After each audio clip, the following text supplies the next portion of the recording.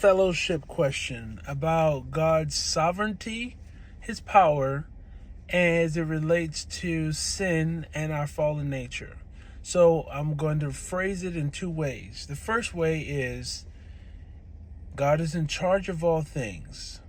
So he was not surprised when Adam bit the apple. In fact, when he created Adam, he knew that this scenario was going to happen and that Adam would feel shame and guilt from making the choice to bite the apple. But the question is, did he make the choice to bite the apple if God created and predestined these events to occur?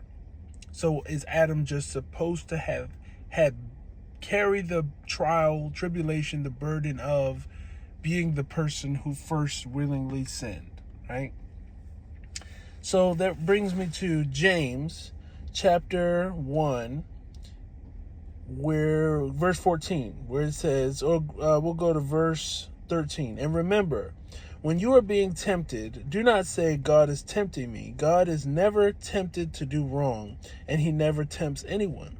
Temptation comes from our own desire, which entices us and drags us away.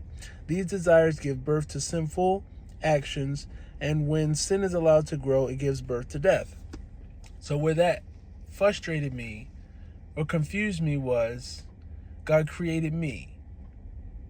And when I am tempted, the word says that God is not the one tempting me, but God is in charge of all things. God created the heavens and the earth. God created the powers and the authorities that we guard against in Ephesians when we put on the armor. So just like with Job, God allowed the devil to tempt Job, to frustrate Job, to upset us. So how are we not to acknowledge that God is not the one who tempts us, that God is only good? This is really a fellowship question, because I've come to the notion and understanding that God is in charge of everything. He nothing happens in the world without his say-so, without his signature. So when we fall or backslide in our Christianity, when we make sinful decisions, we're to trust and believe that all things work together for the good of those who love the Lord, according to his purpose for them. Is it his purpose for us to have backslidden?